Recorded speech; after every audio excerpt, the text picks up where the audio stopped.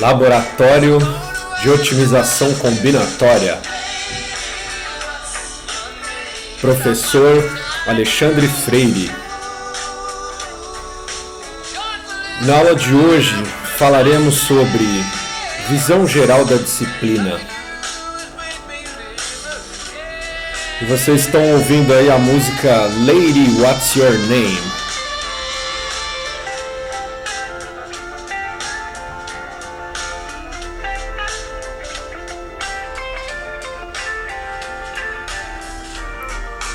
Bom, vamos lá então, né? Vou ter que parar aqui bem no solo. Então vamos lá. Informações básicas aí da disciplina. Acho que eu comecei mal aqui, eu já deveria começar por aqui, ó, me apresentando, né? Deixa eu falar de mim um pouco primeiro. Então, eu sou essa figura que tá aí, às vezes tenho cabelo, às vezes não. Na verdade, eu só fiz isso aí uma vez, né? Eu ia falar essa loucura, mas não vou falar essa loucura porque tem gente que gosta, né? Mas eu tentei experimentar aqui ficar careca, mas eu não me adaptei. Foi no começo da pandemia. Esse negócio de não poder cortar cabelo nem nada, eu acabei fazendo em casa mesmo esse corte aí. Mas tem gente que gosta, né? Bom, assim, pessoal, eu sou, assim, a minha área de pesquisa, né, é a área de otimização combinatória, tá bom? Então essa disciplina, inclusive, fui eu que criei ela aqui no bacharelado de sistemas de informação, e essa é uma disciplina que às vezes ela é dada também em conjunto com a pós-graduação. Nesse semestre não é o caso, tá? Esse semestre vai ser só na graduação. Então, enfim, é uma disciplina que eu gosto de dar e eu sou suspeito para falar, né? Bom, agora sim vocês vão saber um pouco mais sobre a disciplina aí ao longo dessa aula. Então deixa eu falar primeiro informações básicas aqui de como que eu vou conduzir o semestre aí com vocês. Então as aulas vão ser gravadas, tá? E aí eu vou subindo as aulas na playlist do YouTube. Tá bom? Aí a avaliação, vocês vão fazer 2 trabalhos aí ao longo do semestre e vão ser em dupla, tá bom? 2 trabalhos em dupla. Pode fazer individual também, tá? Mas quem quiser fazer em dupla, tudo bem. Mais do que 2, não, tá bom? Já nem me pergunte que a resposta já será não. Aí a nota final vai ser a média dos 2 trabalhos, tá bom? Eu não vou fazer controle de presença, tá? Então, controle de presença vai ser a entrega dos trabalhos. Então, se você não entregar nenhum trabalho, aí eu vou admitir que você não assistiu às aulas e aí você vai ficar com 0 de presença também, tá bom? Agora, se você estiver acompanhando as aulas e de repente não quiser fazer os trabalhos e quiser ficar com as presenças, mesmo ficando com nota 0, aí você vem falar comigo, eu vejo aí como fazer no teu caso especial, mas acredito que isso aí é muito mais exceção do que regra, né? Então, a regra geral é essa, tá? Entregando os trabalhos você vai ter as presenças. Bom, eu prefiro, quando vocês quiserem falar comigo, eu prefiro que vocês falem comigo pelo WhatsApp, tá bom? Você pode mandar e-mail também, mandar mensagem lá pelo eDisciplinas, mas pelo WhatsApp eu respondo mais rápido, tá bom? E eu também posso gravar áudio e tal, então eu prefiro pelo WhatsApp. Peço aqui para vocês, já mandei a mensagem lá pelo eDisciplinas, mas vou reforçar aqui. Então entrem lá no nosso grupo do WhatsApp, tá bom? O link tá lá na mensagem que eu mandei para vocês pelo eDisciplinas. Agora sempre acompanhem o conteúdo das coisas que eu for colocando para vocês lá no eDisciplinas, tá bom? Que lá também é nosso canal oficial de comunicação. Então tudo que for, digamos assim, comunicados mais importantes, eu vou mandar por lá também, não vou mandar só no grupo. Então, sei lá, quando eu for colocar enunciado do trabalho, eu vou colocar no eDisciplinas, né? Divulgar a data de entrega, todas essas coisas eu vou colocar lá no eDisciplinas, tá bom? Então não deixe de acompanhar por lá. Deixa eu dar um bico aqui na minha água. Copo do do Homem-Aranha, do Homem-Aranha do meu filho. Bom, o que a gente vai ver aqui nessa disciplina, né? Formalização, tá? Formalização é assim, que problema que eu quero resolver? Isso precisa estar bem definido, tá? E muitas vezes, antes de eu dizer qual é o problema, eu preciso definir algumas coisas, tá bom? Então, coisas que quem fez a ED2 comigo já viu lá, né? Quando a gente ia falar quer dizer, comigo. Quem fez a ED2 também com os outros professores, né? Eu digo assim, quem fez a ED... no caso eu estou falando de AED2 porque a gente trabalhou bastante com grafos, né? Aí antes da gente até falar qual o problema que a gente queria resolver, a gente fazia um monte de definições, né? O que é o grafo, o que é uma aresta, o que é um caminho, né? Então isso que eu estou chamando aí de formalização, tá? Definir as coisas direitinho, depois dizer direitinho qual o problema que você quer resolver e tal. Depois, outra coisa aqui que é muito importante para essa disciplina, a modelagem, né? Modelagem aqui é no sentido de usar programação linear para fazer modelagem. Programação linear não é uma linguagem de programação, tá? Programação linear a gente vai ver aqui ao longo da disciplina. É um jeito de você definir matematicamente o teu problema através de inequações lineares e de uma função objetivo linear. Vocês vão entender por que a gente vai usar isso, tá bom? Vou explicar isso mais pra frente, mas é muito importante que vocês já tenham em mente que assim, vocês vão ter que aprender digamos, abordar o problema. Ao invés de propondo um algoritmo, vocês vão propor um modelo matemático para esse problema, tá bom? E aí depois a gente vai aplicar as técnicas de programação inteira para resolver esse modelo, tá bom? E aí quais as técnicas que a gente vai... Eu estou olhando aqui para o lado que o meu cachorro está comendo aqui, pegando as pedrinhas do vaso aqui e comendo a planta. Quais são as principais técnicas de programação inteira que a gente vai ver? Tá? A propósito, né? Programação inteira é uma forma abreviada de dizer programação linear inteira, tá bom? Então, programação linear inteira tem a ver com programação linear e vocês vão descobrir o que é isso logo mais. Então, quais são as principais técnicas que a gente vai ver aí de programação inteira? Basicamente o método Branch and Cut e método Branch and Price, tá bom? Talvez a gente ainda consiga comentar sobre algumas outras técnicas, tá bom? Aí vocês vão entender o que é isso aí ao longo da disciplina. O que a gente vai precisar aprender a fazer aí? A usar os resolvedores de programas lineares inteiros, tá? Então esses solvers aí, os mais famosos, né? O Gurobi e o Simplex, tá bom? Então aqui a gente vai escolher um dos dois, eu acredito que vai ser o Gurobi, tá? Porque o Gurobi acho que é mais fácil para vocês conseguirem baixar e instalar, tá? Quem preferir também tentar usar o Simplex, para mim também tanto faz, porque eu já, quer dizer, na verdade eu ia falar que eu tenho os dois instalados, mas eu não tenho, porque eu formatei minha máquina aqui e não tenho mais nada instalado. Ainda vou precisar instalar. Linguagens de programação que vocês vão usar. Então vocês podem, assim, a linguagem oficial daqui vai ser Java, tá bom? A última vez que eu dei essa disciplina, eu comecei a disciplina usando o Julia, né?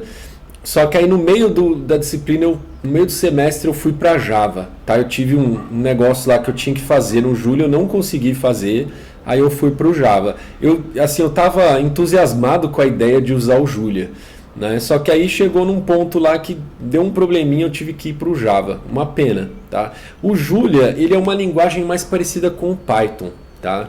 Então assim, você escreve pouco só que o Julia ele tem desempenho bom, né? Que o Python, infelizmente, o desempenho do Python é muito ruim, né?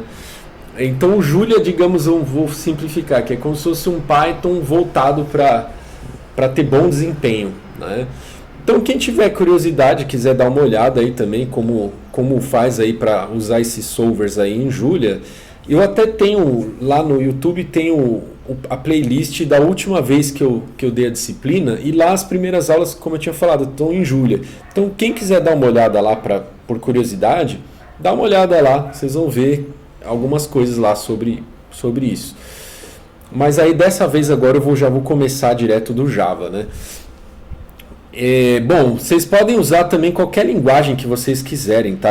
As que eu já usei, né? Com esses solvers é o C++, o Java e o Julia. Então eu falo isso para vocês assim, porque se vocês vierem com código para me mostrar, nessas 3 linguagens eu ainda consigo ajudar vocês, tá? O Julia é o que eu tenho menos experiência, tá? Tanto que eu abri o bico aí no meio do semestre, aí como eu contei para vocês. Então eu até prefiro, assim, o que eu tenho mais segurança para dar suporte para vocês é no Java e no C++, tá bom? Se você quiser fazer as coisas em Python ou qualquer outra linguagem, para mim não tem problema. Eu só não vou conseguir dar suporte para vocês na linguagem, tá? Então, assim, o uso do solver é igual em todas as linguagens, mas às vezes você pode estar cometendo um erro da linguagem sem perceber, e aí eu não vou conseguir te ajudar, tá bom? Mas enfim, vocês, para fazerem os trabalhos aí e para irem acompanhando aí os exemplos que eu vou dando na disciplina, vocês podem usar a linguagem que vocês quiserem, tá bom? E aí, geralmente os solvers eles são implementados em C. E aí eles têm uma interface para as outras linguagens, tá? Então, no caso, por exemplo, que eu falei, o Python tal, não tem um bom desempenho. Geralmente, assim, se você for só montar o modelo e mandar para o solver resolver, onde vai estar o processamento pesado mesmo, vai estar no C, entendeu? O Python é só uma casca. Você vai montar o modelo e vai entregar para o solver vai resolver em C. Então, talvez o desempenho nem seja tão ruim assim, tá bom? Talvez ele seja bem igual aí a se você fizesse em C, tá bom? Só que às vezes, dependendo do que a gente vai fazer, não é simplesmente entregar o modelo para o solver resolver. Muitas vezes a gente vai ter que ajudar mais o solver, tá? A gente vai ver isso aí ao longo da disciplina. Então, às vezes a gente vai ter que rodar alguns algoritmos em conjunto com o solver, tá? O solver vai chamar um callback lá para a gente resolver alguma coisa, entregar para o solver e tal. Aí quando acontece esse tipo de coisa, aí o desempenho da linguagem também é importante, tá bom? Bom, aí o que a gente vai fazer aí, né, nos trabalhos? Geralmente vocês vão fazer experimentos computacionais, tá bom? Então eu vou passar lá algum problema para vocês resolverem, vocês vão ter que implementar algum modelo e resolver várias instâncias daquele problema e fazer a análise dos resultados, tá bom? E aí o que a gente vai estudar também ao longo das aulas aí são os aspectos teóricos envolvidos nesses modelos aí, tá bom? Basicamente é o estudo poliédrico, né? O meu cachorro agora está destruindo o meu chinelo ali. Espero que ele ainda é filhotinho. Espero que ele não destrua. Tá bom? Então aí tem umas coisas teóricas que a gente precisa estudar sobre esses modelos. Não é assim nada assustador, tá? São coisas assim fáceis de entender no sentido de que não tem um pré-requisito assim, você tem que ser muito bom em álgebra linear, tal. Não tem assim nenhum pré-requisito forte, mas assim também não é algo que assim, né, tem a sua complexidade, né? Então, desde que vocês aí se dediquem, os aspectos teóricos são importantes e não são tão difíceis assim de serem compreendidos. Bibliografia básica, isso também porque eu estou falando na nossa disciplina, tá? Que a nossa disciplina, eu até coloquei no nome, né? Laboratório de Otimização Combinatória, porque eu quero ter um foco também na parte prática, né? Então, como a gente vai gastar bastante tempo na parte prática, aí a gente acaba não tendo tanto tempo assim para se aprofundar na parte teórica, né? Então, sabe, a gente vai ver a teoria um tanto assim mais na superfície, não vai se aprofundar tanto, né? Porque se você pegar esses livros aqui, por exemplo, e for estudar a fundo, aí você vai ver que o buraco é um pouco mais embaixo, tá bom? Mas a gente não vai descer tanto assim nesse buraco, tá? Então, a bibliografia básica aí são esses 2 livros que têm o mesmo nome, né? Integer Programming. Um é do Lawrence Wolsey e o outro é desses 3 autores, o Michele Comfort, Gerard Cornejo, sei lá como é que fala isso, Giacomo Zambelli. Certo? E os nossos slides também, né? Eu vou colocando lá no E-Disciplinas os slides das aulas e por ali já dá para pegar bastante coisa. O que é e quais são as aplicações de otimização combinatória?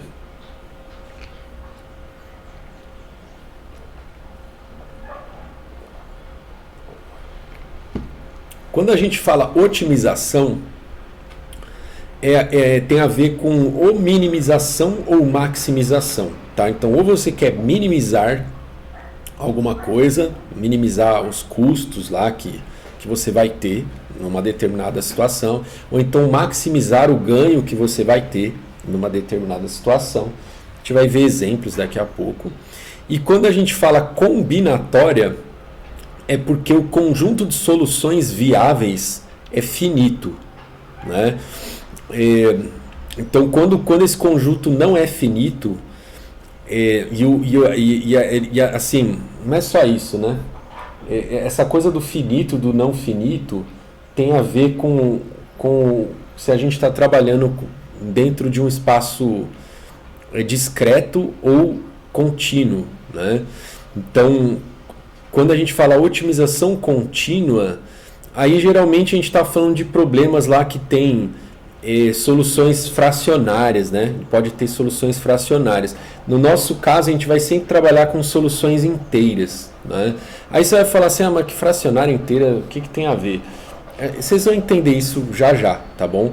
Mas então o negócio do combinatório é isso, o conjunto de soluções é finito, tá? Então, por exemplo, você poderia, um jeito de resolver o teu problema seria testar todas as soluções, né? Enumerar, né? Vou enumerar todas as soluções possíveis, né? E aí depois eu vejo qual dessas soluções me dá o melhor, vamos supor que eu estou maximizando, né? Então eu vejo qual delas me dá o maior ganho lá na minha função objetivo, né? Isso seria um jeito, mas é claro que isso seria computacionalmente inviável, né? Porque você ia ficar enumerando um monte de solução durante 10 anos lá no teu computador e ainda talvez não ia conseguir resolver o problema. Porque como a gente vai falar daqui a pouco, às vezes o número de soluções é imenso. Imenso, assim, imenso mesmo. Bota imenso nisso, assim. Se você deixar o computador enumerando lá, você pode voltar dali a 10 anos e não vai ter resolvido ainda, tá? E aí quando é otimização contínua, nem isso dá para fazer, né? Porque otimização contínua, o conjunto de soluções não é finito, né? Enfim, o que é pesquisa operacional? Bom, pesquisa operacional tem a ver com otimização combinatória, mas há aí uma intersecção, tá? Na verdade, porque a pesquisa operacional ela auxilia na tomada de decisão, tá? Então você tem uma empresa lá, eu vou dar um exemplo aí de uma aluna que eu estou agora de mestrado, que ela está estudando um problema de uma empresa chamada Log, né? Que faz entregas, né? Então eles têm problemas de logística lá, de planejar as rotas, que eles vão sai o entregador, né, cheio de pacote e tem que entregar esses pacotes e tal. Então, sabe, aí você tem que você quer otimizar a distância lá, né? Você quer fazer a menor distância, né?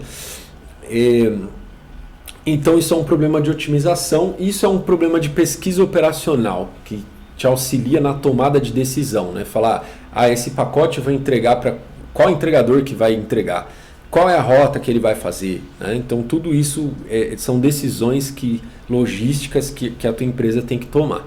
Então é um problema de pesquisa operacional, tá? E aí os problemas de pesquisa operacional, eles podem envolver otimização combinatória. Em muitos casos envolve otimização combinatória. Em outros casos pode ser otimização contínua, né? Tá bom? Então muito do que... Aí eu vou pedir agora para vocês pararem esse vídeo aqui que vocês estão assistindo e assistir esse vídeo que está aqui no link, tá bom? É um vídeo muito bacana, eu vou colocar aqui rapidinho, mas eu não vou passar ele todo não. Deixa eu ver se está abrindo aqui já. Não.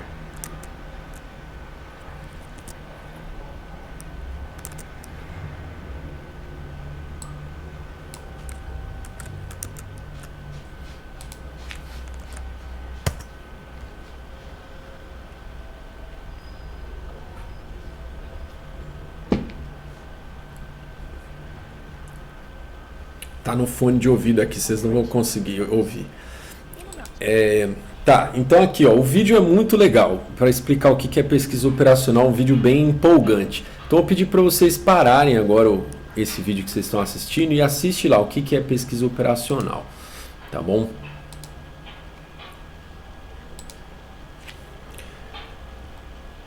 Agora, voltando aqui, ó, deixa eu explicar para vocês agora o que é um problema de otimização combinatória, né? Um exemplo aqui de um problema de otimização combinatória. O que vocês usam lá no Maps, né? No Google Maps aqui. Então, por exemplo, ó, você quer sair aqui da tua casa, aqui é o IME, né? Acho que é o IME, não. Que vira Guilherme, que é isso? Eu peguei algum ponto aleatório da cidade aqui perto do mercado municipal. Para chegar até a EASH, né? Aí ele tem aqui, ó, aí o software aqui encontrou para mim um caminho de carro, né, que tem 18 minutos, né? E aí tem um outro caminho alternativo aqui de 20 minutos. Apareceu uma mensagem de erro ali, espero que não seja a gravação do vídeo aqui. Então, qual é o problema que eu quero resolver? Eu tenho um ponto de partida, um ponto de chegada e eu tenho as ruas da cidade, certo? E aí eu sei também o comprimento de cada rua, né? Sei o tempo, mais ou menos, quanto que demora, né, para eu passar num determinado trecho da rua, né? Então eu tenho essas estimativas, aí eu te dou um caminho e aí geralmente o que você quer é o caminho que vai gastar menos tempo, né? Então o que você quer otimizar aí? O tempo. Então você quer minimizar o tempo, tá bom? Aqui no caso, ó, o que minimiza o tempo tá dando, tem dois aqui que tem a mesma distância, né? O que está minimizando o tempo é 21, né? Então ele é mais curto também, né? 21.1, o outro é 22.1 e gasta mais. Mas nem sempre é isso que acontece, tá? Às vezes o caminho mais longo gasta menos tempo, tá? Então tem que ver o que você quer otimizar. Eu quero otimizar o tempo, então ele vai encontrar o caminho que leva menos tempo. Eu quero minimizar a distância, então ele vai encontrar o caminho mais curto, né? Tá bom? Aqui eu fiz o caminho inverso, né? Da EASH até esse outro ponto. Certo? Então esse aqui é um problema de otimização combinatória. Num problema de otimização combinatória, o que a gente precisa procurar? Tá? O nosso olhar aqui, para a gente aqui no caso que vai resolver o problema. Quais são as 3 coisas que a gente precisa conseguir definir exatamente, em todos os seus maiores detalhes? Quais são os dados da entrada, tá? Que é o que a gente chama de instância. Tá? Então, quando a gente fala de uma instância de um certo problema, a gente está falando dos dados da entrada, o que chega para a gente, né? Então, no caso desse exemplo que eu estou dando, são as ruas da cidade e suas ligações, né? Então, essa rua aqui está ligada com essa aqui, essa outra está ligada com essa outra. Estimativa de tempo para percorrer cada rua. Então, você fala, eu sei o tempo que eu demoro para ir desse trecho aqui até esse outro trecho, né? Comprimento de cada rua, né? Essa rua aqui tem 1 quilômetro, sei lá. A mão de cada rua, né? Então essa rua aqui é mão dupla, essa aqui é só para esse lado, essa outra é só para esse outro lado. E os pontos de origem e de destino, né? De onde você quer sair e para onde você quer ir, tá bom? Então para você, se você quer que eu resolva esse problema do caminho aí, você vai ter que me dar tudo isso aqui como entrada, tá bom? Então isso aqui são os dados da entrada, ou então é uma instância do problema, tá bom, pessoal? Isso aqui é muito importante, tá? Então, ao longo de todo o semestre, sempre que eu for falar de algum problema, vocês têm que olhar para essas 3 coisas aqui, tá bom? Se você não souber descrever certinho o que é a instância, quais são as restrições e qual a função objetivo, você não sabe o que você tem que fazer, tá bom? Então, vamos aqui para o segundo elemento, que são as restrições que têm que ser atendidas aqui, né? Então, exemplo, não pode andar na contramão. É uma restrição do teu problema, certo? Falar, não adianta você me dar uma rota que eu vou ter que parar aqui. O meu cachorro ele vai destruir meu chinelo. Peraí.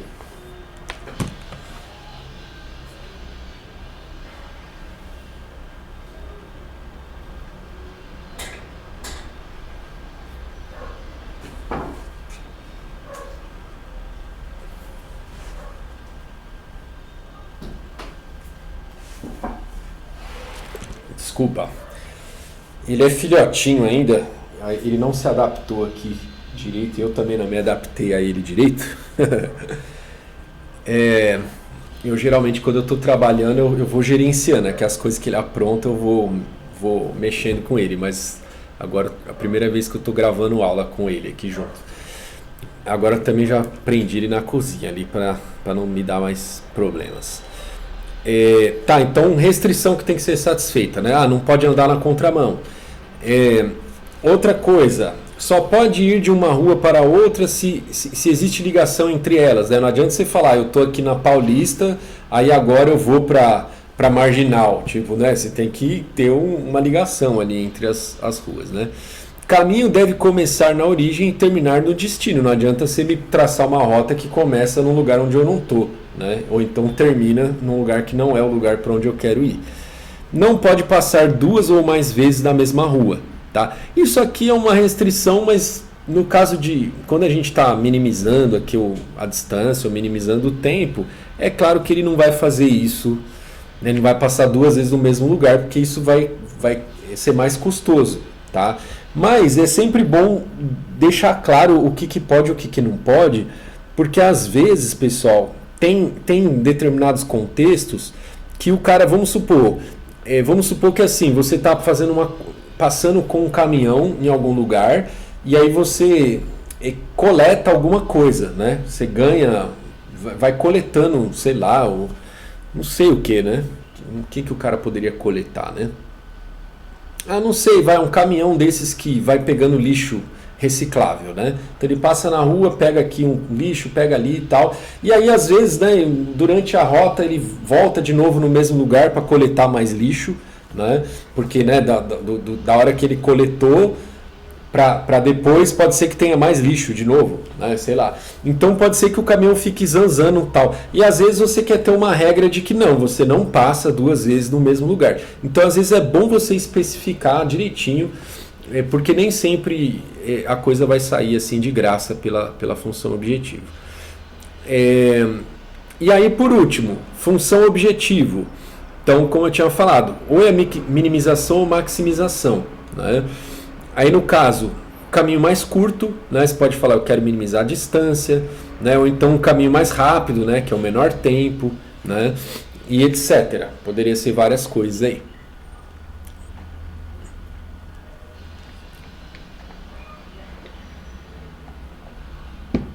No caso tipo de caminho máximo, né? Que eu estava dando esse exemplo de coleta de lixo, não é nem lixo mais, né? O pessoal chama isso de resíduo, né? Então, pegar resíduos assim, recicláveis, né? Então, vamos supor, eu quero sair de um depósito, aí eu não vou nem dizer caminho, seria um ciclo, né? Porque ele sai do depósito e volta para o depósito, né? Aí, vamos supor que eu quero fazer esse ciclo e eu quero encher até onde o máximo que dá do meu caminhão, e fazendo a menor distância. Mas eu estou minimizando, né? Eu queria dar um exemplo de maximizar, né? Putz. Teria que ser o que eu consigo pegar mais lixo, vai. Vamos supor que mais lixo, eu falei lixo de novo, mais resíduo reciclável. Tá bom, vai, deixa pra lá, vocês entenderam, né? Tem problemas que eu poderia querer maximizar alguma coisa, tá bom? Falar, eu quero fazer o ciclo que pega mais resíduos, sei lá. Porque esse problema não é um problema, eu não consegui dar um bom exemplo, né? Esse exemplo que eu dei é péssimo. Problemas de otimização combinatória. Então tem um problema, uma vez que você definiu, né? Então você falou o que eu tenho de entrada, quais são as restrições que eu tenho que satisfazer e qual é a função objetivo, aí eu vou ter as soluções viáveis, tá? Então o que é uma solução viável?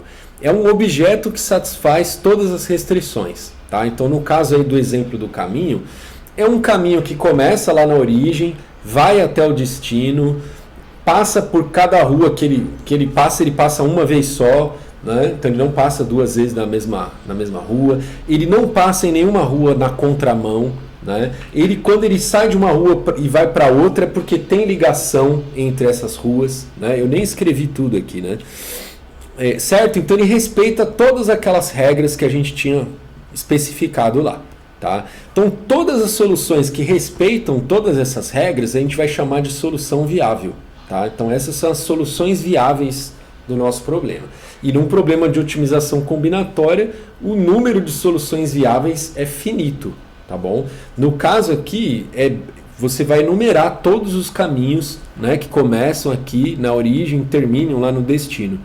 Todos os caminhos que, né, respeitam todas essas regras. Então pode ser que tenha milhares de caminhos, mas o número de caminhos é finito, certo? Porque o número de ruas é finito e cada caminho é uma combinação de ruas, né? Então é um número finito de caminhos. Tá? Então um número finito de soluções viáveis. E o que é uma solução ótima? Né? É uma solução viável cujo valor na função objetivo é ótimo, ou seja, no caso aqui de minimização, é menor ou igual a todas as outras soluções, tá bom? Então, eu tenho um caminho lá que deu 18 minutos. Então, se eu estou dizendo que ele é ótimo, é porque todos os outros caminhos vão gastar 18 minutos ou mais, tá bom? Nenhum vai gastar menos do que 18, certo? Então, isso que é uma solução ótima, tá bom? Então, a solução ótima também não é única, tá? Então, não é porque eu encontrei um caminho aqui de 18 minutos que não exista outros caminhos de 18 minutos, certo? Mas para mim, né, se eu souber que a solução é ótima, para mim já tá bom, né? Alguns exemplos aí de problemas clássicos de otimização combinatória. Então, vamos ver aqui, ó. No site do professor, foi o Google Chrome que fechou? Puxa vida.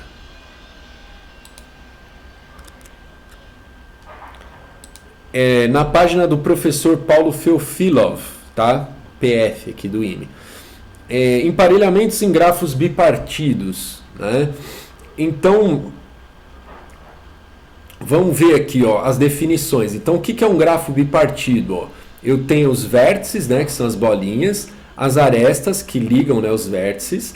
E aí um grafo bipartido, ele tem, ele é bipartido, né? Então dois subconjuntos de vértices, em que, então aqui no caso são os vértices que estão em cima, é um lado da bipartição, ou uma classe da bipartição, e os que estão embaixo é outra classe da bipartição, tá bom? Aí, para o grafo ser bipartido, quaisquer dois vértices que estão na mesma parte, eles não podem ter aresta entre eles, tá bom? Então você pode ver que dos vértices que estão aqui embaixo, não tem nenhuma aresta ligando, né, dois vértices que estão embaixo. E também não tem nenhuma aresta ligando dois vértices que estão em cima, tá? Então as arestas estão todas ligando um de cima com um de baixo, tá bom? Então isso é um grafo bipartido, né? E o que é um emparelhamento, tá? Ó, o emparelhamento é um conjunto de arestas sem pontas em comum, tá? Então essas arestas vermelhinhas aqui, por exemplo, elas não têm nenhuma ponta em comum, né? Então, se eu escolhesse, por exemplo, essa aresta aqui, ó, junto com elas têm essa ponta em comum, né? As duas incidem nesse vértice aqui, ó, tá? Então elas não poderiam estar no mesmo emparelhamento, tá? Então o emparelhamento é isso. O problema do emparelhamento, o pessoal gosta de dar o exemplo lá do casamento, né? Então imagina que os vértices aqui de cima são os... Vou fazer casamento hétero, tá? Para ficar fácil aqui, ó. Então os de cima são os homens, os de baixo são as mulheres. Poderia ser o contrário também. E aí, quando tem aresta, é porque, né, os dois ali têm algum interesse mútuo ali. Tá? Então eles poderiam casar, né? Ou ficar juntos, né? É que geralmente o problema eles chamam de casamento, né? Então casar, né?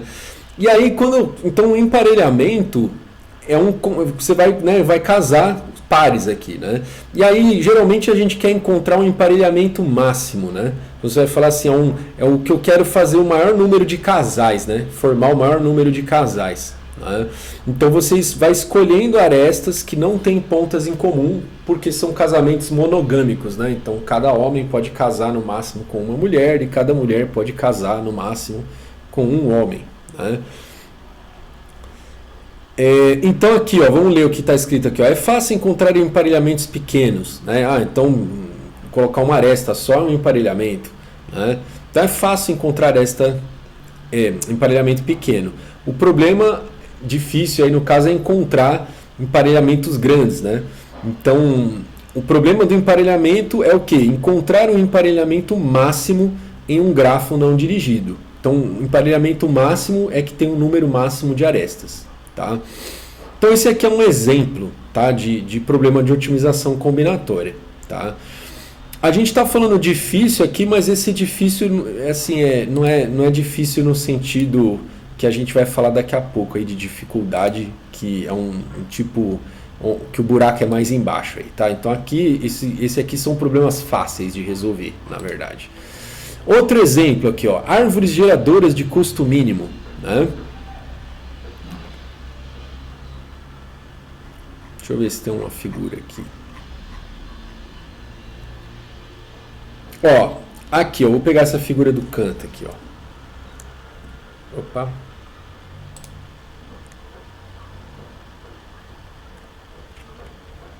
Vamos ver se eu consigo.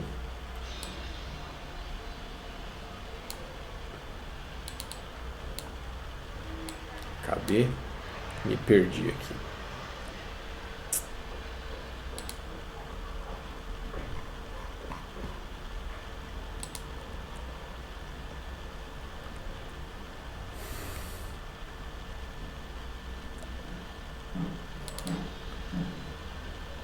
Ai, ai, ai.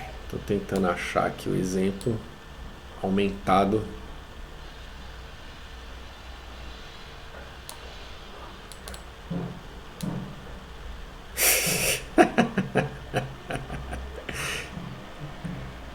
Calma aí. Deixa eu voltar aqui para o tamanho normal da tela. Vou olhar aqui no canto mesmo. Ó, esse grafo aqui, né? O que é uma árvore? Né? Uma árvore é um subgrafo acíclico, tá? Então ele não tem ciclos. Então se você olhar para as arestas que estão aqui em negrito, você vê que não tem nenhum ciclo, né, envolvendo as arestas em negrito, tá? Então o que está em negrito é uma árvore, tá bom?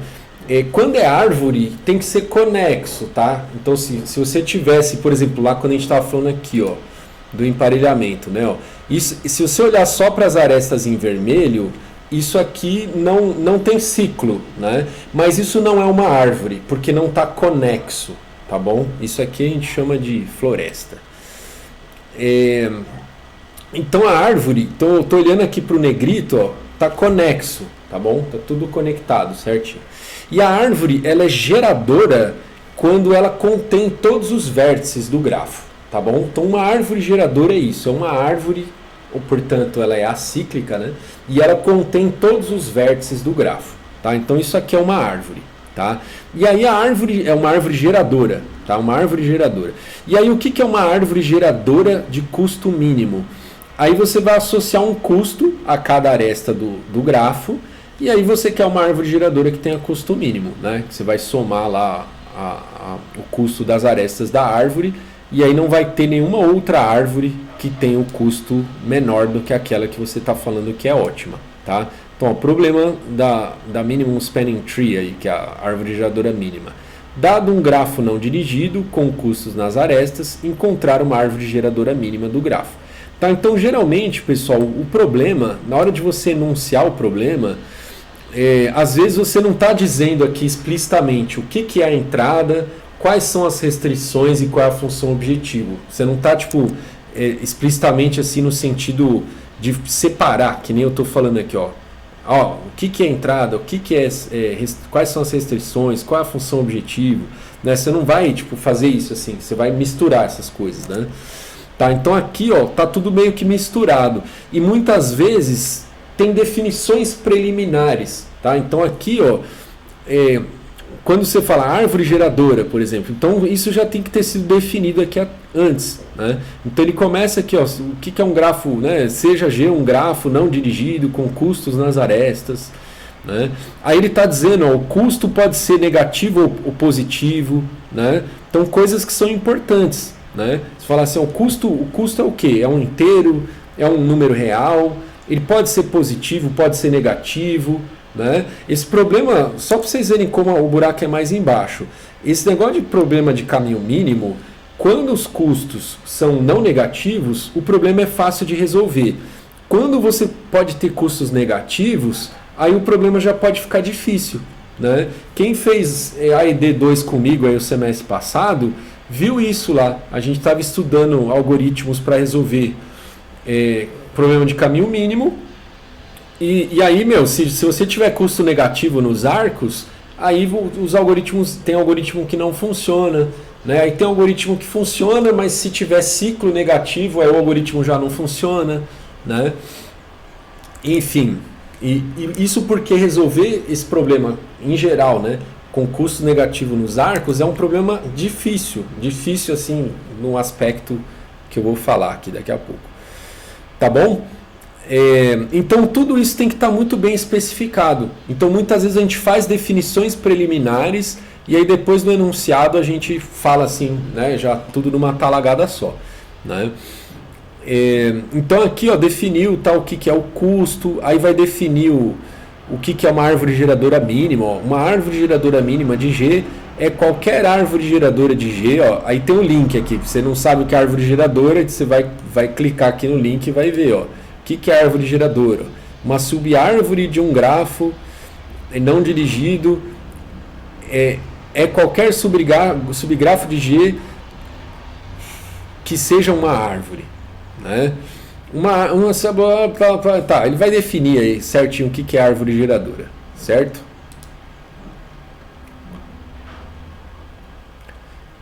Então é isso, pessoal. Esse é mais um exemplo aí. Agora vamos ver outro exemplo. Caminhos mínimos, né?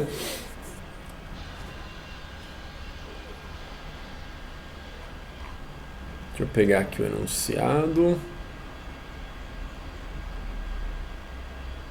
Problema do caminho de custo mínimo. Dados vértices S e T de um grafo com custos nos arcos, encontrar um caminho de custo mínimo com origem S e término T.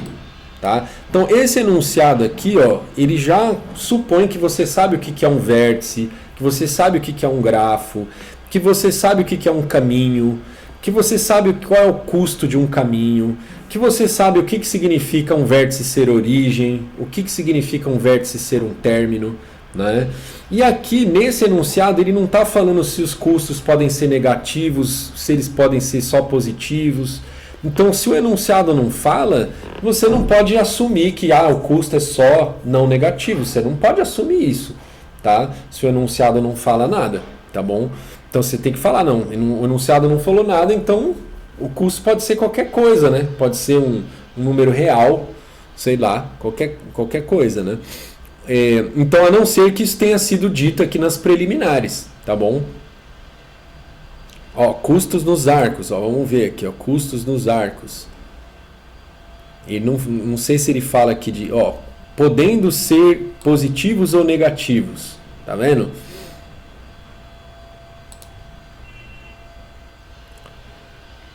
Então, assim, a gente tem que ficar muito atento em todos os detalhes do problema, porque às vezes um detalhe pode fazer um problema que era fácil ficar difícil ou vice-versa.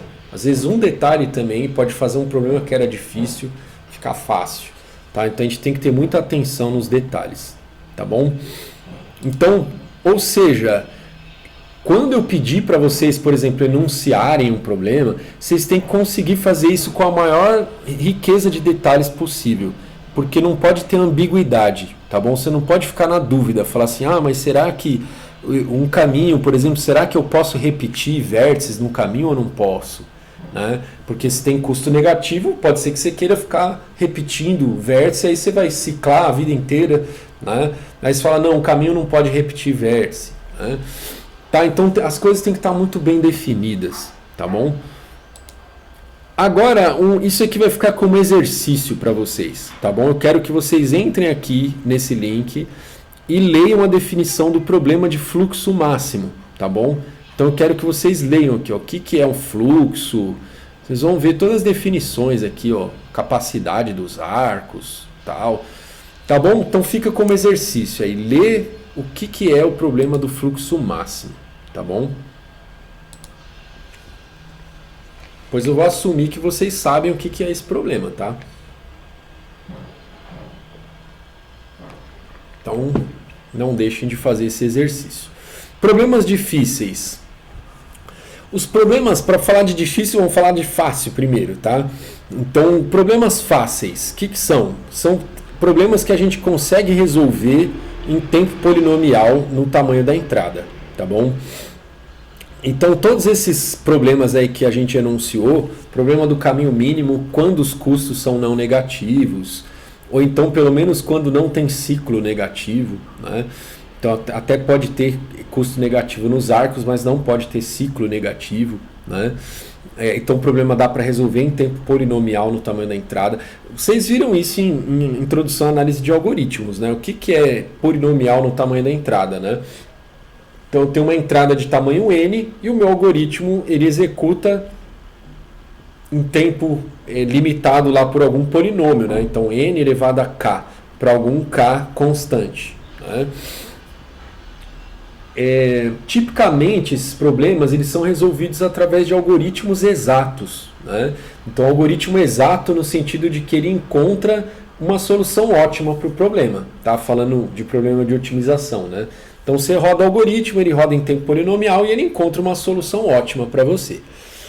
Exemplo de problema fácil: árvore geradora mínima, que a gente viu, emparelhamento máximo, que a gente viu, corte mínimo e fluxo máximo, que esses dois problemas têm uma relação forte entre eles, vocês vão ler lá e vão entender. E o problema de caminho mínimo, quando os custos, quando não tem ciclo negativo. Tá? Então, esses são exemplos de problemas fáceis de resolver. Problemas difíceis, né? Aí os problemas difíceis agora, num sentido de complexidade computacional, que vocês viram também lá no finalzinho da disciplina de introdução à análise de algoritmos, que eles estão na classe que a gente chama de NP completo ou então NP difícil. Tá? Então a gente fala assim, esse problema é NP completo, ou então a gente fala, esse problema é NP difícil. Tá? Então, assim, vocês podem quase que considerar isso como sinônimo, tá? NP completo e NP difícil. Mas, tecnicamente falando, o NP completo é problema difícil quando é problema de decisão. E os problemas de otimização, quando são difíceis, a gente vai chamar de NP difícil, tá bom? Então, o que é esse problema difícil aí? Não se conhece algoritmo polinomial no tamanho da entrada, algoritmo exato, né? Então, qualquer algoritmo que fala para você, eu resolvo o problema para você, encontro uma solução ótima. Assim, não se conhece, na literatura ninguém conseguiu apresentar um algoritmo polinomial para resolver um problema difícil, tá bom? E se você fizer isso, você vai ficar rico e famoso aí. Rico eu não sei, mas famoso vai marcar o seu nome na história, tá? Principalmente porque se você resolver um problema difícil em tempo polinomial, isso vai implicar que todos os outros problemas difíceis também podem ser resolvidos em tempo polinomial, tá bom? Existe aí toda uma teoria que demonstra isso, tá? Se pegar um desses problemas aí e falar, um algoritmo polinomial é como se fosse aquele dominó que você bateu numa peça lá que vai derrubar todas as outras, tá? Mas aí tem toda uma parte teórica aí para vocês entenderem isso. Aí para resolver problemas difíceis, geralmente a gente tem dois caminhos aí. Um é partir para um método não exato, tá? Então o método não exato é um método que garante para você que ele roda em tempo polinomial, só que ele não garante para você que encontra a solução ótima, tá? Então tem, por exemplo, algoritmos de aproximação que eles têm uma razão de aproximação, tá? Então eles falam para você assim, eu resolvo em tempo polinomial e a solução que eu vou te dar, ela vai estar, sei lá, por exemplo, no pior caso ela vai ser 2 vezes pior do que a solução ótima, né? Então ele te dá alguma garantia desse tipo, tá bom? Tem as heurísticas, tá? As heurísticas elas não dão garantia nenhuma, então elas falam, eu vou rodar em tempo polinomial e vou te encontrar uma solução aí. E eu não sei, ela pode estar bem perto do ótimo, mas também pode ser que ela esteja bem longe, não vai te dar garantia nenhuma, tá? Eu acho que eu ia detalhar mais aqui na frente, né?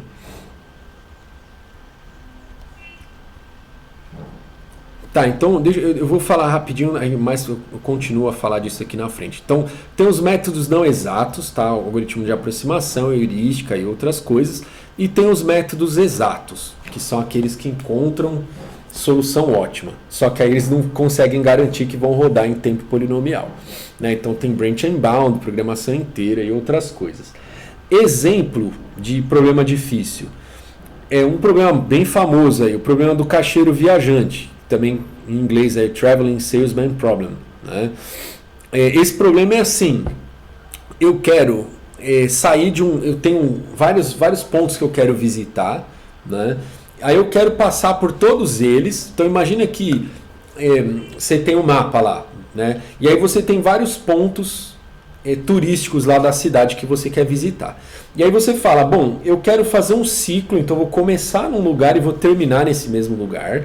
Aí você quer passar por cada um desses pontos exatamente uma vez, e aí você quer fazer isso com o ciclo menor lá, mais curto, tá? Esse problema é difícil. Você vê que assim, ó, não é um problema fácil de explicar, né? Eu quero visitar todos os pontos, tal, né?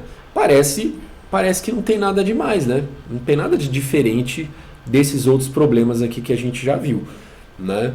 Só que o que faz o problema ficar difícil não é não é essa dificuldade de explicar o problema ou de entender o problema, né? São outras coisas que fazem o problema ficar difícil. É o fato de você conseguir ou não conseguir ter algoritmo polinomial, né? Então, no caso, esse problema do caixeiro viajante é bem famoso, bem conhecido, e é um problema que é NP difícil, tá bom? Outro problema NP difícil, problema de caminho máximo, né? Então o problema de caminho mínimo é fácil quando não tem ciclo negativo.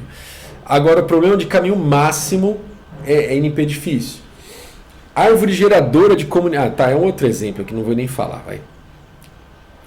É uma variação aqui do problema de árvore geradora, só que em vez de ser geradora mínima, ela tem uma outra propriedade lá e é um problema difícil de resolver. Bom, então algoritmos de aproximação eu já disse para vocês o que é, né?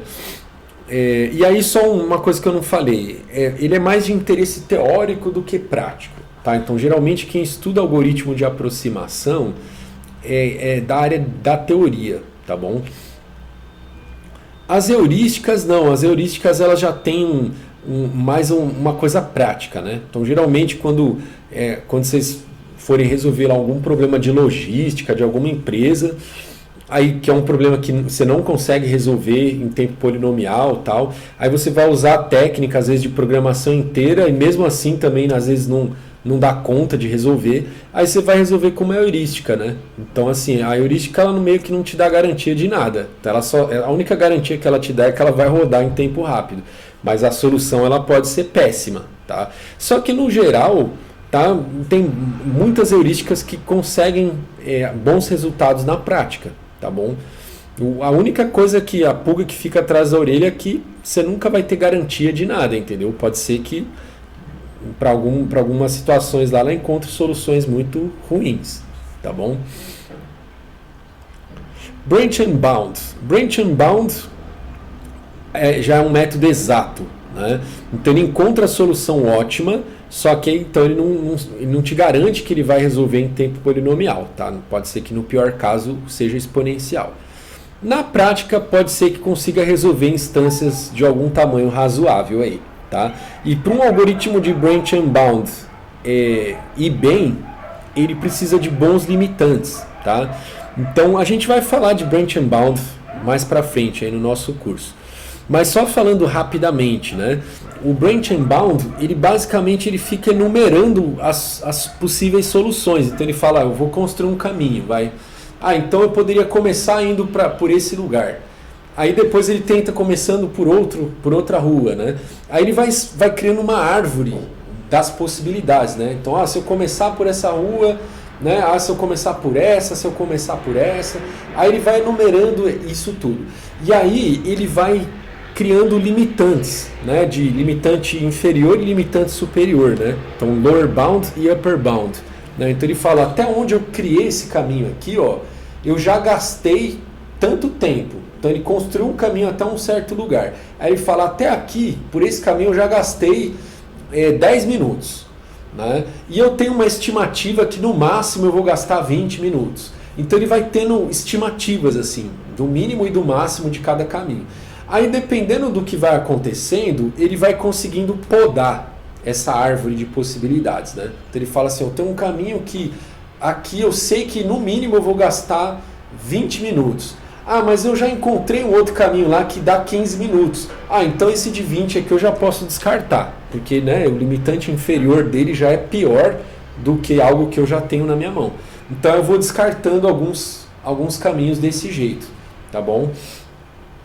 E através dessa coisa de gerar limitantes, né, inferiores e superiores. Tá bom?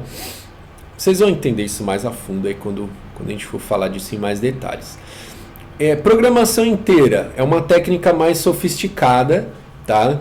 Também encontra solução ótima, também não garante que termine em tempo polinomial, tá? E também da mesma forma, na prática pode apresentar bons resultados para instâncias aí relativamente grandes, dependendo do problema e dependendo dos dados de entrada. Na programação inteira, a gente meio que quase que vou simplificar aqui, acho que eu levaria um puxão de orelha, mas vou fazer essa simplificação. Ela tem, então não vou fazer, vou fazer o justo, o justo. O justo é o seguinte, geralmente, tipicamente, para resolver um programa linear inteiro, a gente usa branch and bound. Tá? Só que aí eu tinha falado que o branch and bound depende aqui dos limitantes, né? E aí a gente vai usar programação linear para obter esses limitantes, tá bom? Então, pensando do lado prático, tá? Tipicamente é assim, não é só assim, tá? Então, por isso que eu levaria um puxão de orelha, porque na nossa disciplina a gente vai ficar nisso, mas programação inteira tem outros jeitos também de resolver, que às vezes não são esses, tá bom? Mas vamos dizer que assim, várias vezes o que acontece na prática é isso. Tem um branch and bound, tá? Ou algum outro jeito de você, digamos, enumerar soluções, né? Só que aí você vai podando, né? Você vai falando, eu vou explorar o espaço de soluções, porque basicamente todo algoritmo faz isso, né? Ele meio que explora o espaço das soluções, só que ele de algum jeito ele poda, né? Ele fala, não preciso enumerar tudo, porque né, eu sei que tal, né, se eu faço de algum jeito que eu sei que tipo, determinadas coisas eu não vou precisar enumerar, porque eu já né, não preciso fazer. Certo? Então beleza, pessoal. Essa é a introdução básica aí do que a gente vai fazer aí ao longo do semestre, tá bom? Vou gravar agora a segunda parte da aula aí, tá bom? Até mais.